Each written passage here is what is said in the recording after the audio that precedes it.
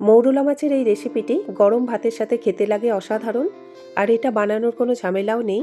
খুব সহজে এবং কম সময়ে এটা বাড়িতে থাকা কিছু সাধারণ উপকরণ দিয়েই বানিয়ে নেওয়া যায়। নমস্কার বন্ধুরা, কেমন আছেন সবাই? রিনা রান্নাঘর উইথ ব্লগিংসে আপনাদের সবাইকে জানাই অনেক স্বাগত। চলুন তাহলে রেসিপিটি শুরু করি। প্রথমেই আমি নিয়েছি 500 গ্রাম মৌরলা মাছ। মাছের মধ্যে দিয়ে দিলাম পরিমাণ মতো নুন আর দিয়ে দিলাম হলুদ গুঁড়ো। নুন আর হলুদ গুঁড়োটা মাছের মধ্যে খুব ভালো করে মাখিয়ে নেব। খুব ভালো করে নুন হলুদটা মাখানো হয়ে গেছে মাছের মধ্যে। এখানে আমি 8-10 কোয়া রসুন নিয়েছি, রসুনটা কুচিয়ে নিয়েছি। আর বেগুন এরকম ডুমো করে কেটে নিয়েছি, একটু বড় ডুমো করে কেটে নিয়েছি। আর 2টো বড় সাইজের পেঁয়াজ কুচিয়ে নিয়েছি, আর 2টো মিডিয়াম সাইজের টমেটো কেটে রেখেছি। কড়া গরম করে দিয়ে দিলাম এর মধ্যে পরিমাণ মতো সর্ষের তেল। রান্নাটা সর্ষের তেলেই হবে। তেল গরম হয়ে গেলে নুন হলুদ মাখানো মাছগুলো আমি দিয়ে দেব। একবারে ভাজা যাবে না, 2-3 বারে মাছগুলো আমি ভেজে নেব।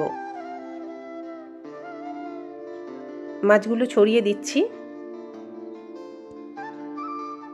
এক দিকটা হয়ে গেলে অন্য দিকটা উল্টে দিলাম। খুব সাবধানে এই সময় উল্টে দিতে হবে যাতে মাছগুলো ভেঙে না যায়। হয়ে গেছে মাছগুলো ভাজা, এখন আমি তুলে নিচ্ছি।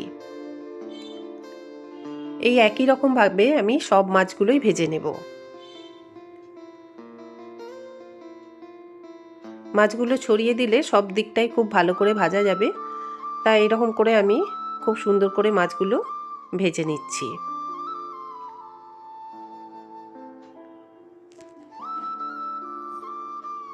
সব মাছগুলো ভাজা হয়ে গেছে। এখন আমি বেগুনগুলো ভেজে নেব। দিয়ে দিলাম অল্প একটু নুন আর দেব অল্প একটু হলুদ গুঁড়ো। বেগুনগুলো একটু লালচে কালার আসা অবধি একটু নাড়াচাড়া করে এগুলো ভেজে নেব। দেখুন একটু কালারটা লালচে হয়ে গেছে, বেগুনগুলো ভাজা হয়ে গেছে। এখন এগুলো আমি তুলে নিচ্ছি।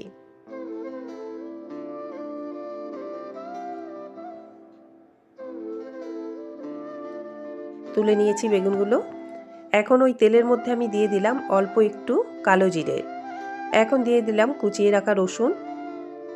রসুনগুলো অল্প একটু নাড়াচাড়া করে ভেজে নেব, একটু কালারটা চেঞ্জ হবে। এখন এর মধ্যে আমি দিয়ে দেব কেটে রাখা পেঁয়াজ। পেঁয়াজটাও একটু নাড়াচাড়া করে ভেজে নেব।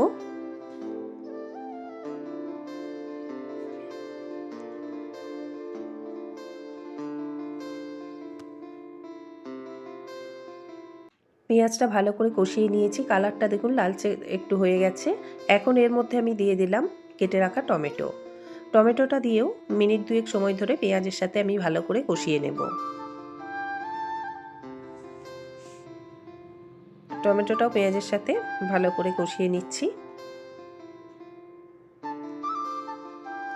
এখন কিছু মশলা আমি এর মধ্যে দিয়ে দেব।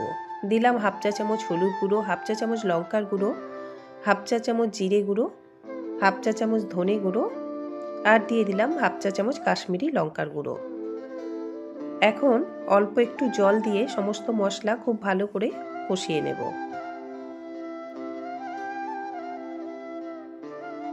মশলা খুব ভালো করে কষিয়ে নিচ্ছি।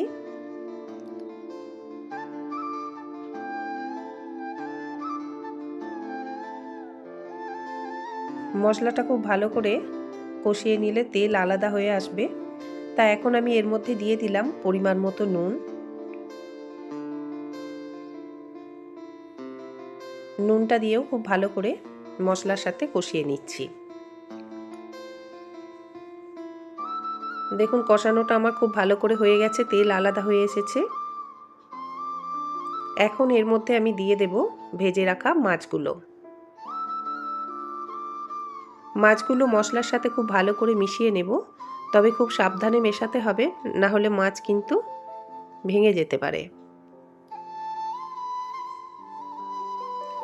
এবার এর মধ্যে দিয়ে দিলাম ভেজে রাখা বেগুন। মাছ আর বেগুন মশলার সাথে খুব ভালো করে মিশিয়ে নেব।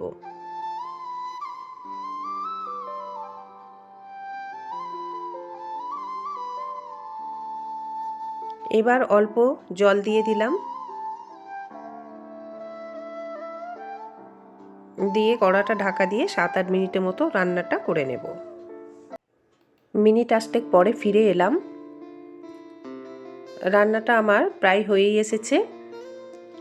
এখানে মাছও খুব সুন্দরভাবে সেদ্ধ হয়ে গেছে, আর বেগুন তো খুব নরম সবজি, ওটাও খুব ভালোভাবে সেদ্ধ হয়ে গেছে। এবার কিছুটা ধনেপাতা আমি ছড়িয়ে দিলাম। এই রান্নাতে আমি কোনো সর্ষে বাটা ব্যবহার করব না, তবে এই ধনেপাতার ফ্লেভারটা রান্নার মধ্যে খুব ভালো লাগে খেতে। ধনেপাতাটা খুব ভালো করে আমি মিশিয়ে নিচ্ছি, তাহলেই আমার রান্না একদম রেডি হয়ে যাবে সার্ভ করার জন্য। এখন আমি গ্যাসের ফ্লেমটা অফ করে দিলাম। তাহলে বন্ধুরা, কেমন লাগলো আজকের আমার রেসিপিটা অবশ্যই আমাকে কমেন্টস করে জানাবেন। যদি ভিডিওটা ভালো লাগে তাহলে আমার চ্যানেলটিকে সাবস্ক্রাইব করে দেবেন, আর পাশে থাকা বেল আইকনটি অবশ্যই প্রেস করে দেবেন। তাহলে আমি কোনো ভিডিও আপলোড করলে সবার আগে নোটিফিকেশান আপনাদের কাছে পৌঁছে যাবে। সকলে ভালো থাকবেন, সুস্থ থাকবেন। আবার আসবো অন্য কোনো দিন অন্য কোনো ভিডিও নিয়ে। ধন্যবাদ।